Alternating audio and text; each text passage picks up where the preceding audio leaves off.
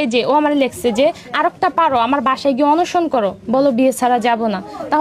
ভোলার চরফেশনে প্রেমিকের বিয়ের খবর শুনে বিয়ের দাবি নিয়ে হাজির কলেজ পড়ুয়া এক তরুণী। তার দাবি, প্রেমিক তুহিন তাকে বিয়ে না করলে প্রেমিকের বাড়িতেই আত্মহত্যা কলেজ পড়ুয়া এই তরুণী। ক্ষেত্রে আমি কি করবো, মানে আমি এর জায়গায় আত্মহত্যা করবো? ভোলার চরফেশন উপজেলার রেওয়াজপুর ইউনিয়নের দক্ষিণ মাদ্রাজ ৮ নং ওয়ার্ডের কেরামত আলী রাজাবাড়িতে এ ঘটনা ঘটে।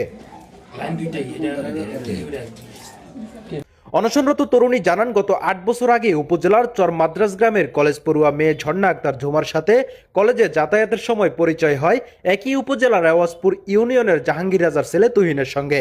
এভাবে প্রায় ৫-৬ বছর চলে গেছে। তারপর আমাদের তো কথা তো চলতেই আছে, আমরা কথা বলি। ও আমার সবসময় একটা কথা বলতো যে তুমি বাসায় এসে ওঠো। পরে মোবাইল ফোনের মাধ্যমে ঘরে ওঠে প্রেমের সম্পর্ক।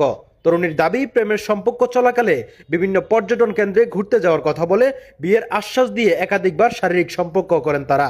যেখানে বলছে আমি সেখানে গেছি, যা করতে বলছে আমি সব করছি।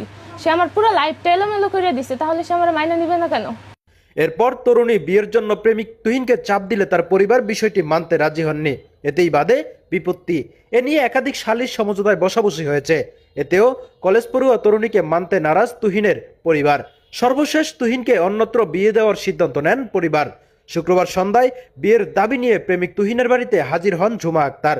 প্রেমিকা ঝুমার অনশনের খবর পেয়ে প্রেমিক তুহিন গা ঢাকা দিয়েছেন। তবে তার স্বজনরা তুহিন ও ঝুমার প্রেমের বিষয়টি স্বীকার করলেও ঝুমার দাবি মেনে নিচ্ছেন না তুহিনের পরিবার। এ বিষয়ে শশীভূষণ থানার ভারপ্রাপ্ত কর্মকর্তা ওসি তারিক হাসান রাসেল জানান, লিখিত অভিযোগ পেলে আইনগত ব্যবস্থা নেওয়া হবে। News desk, live TV.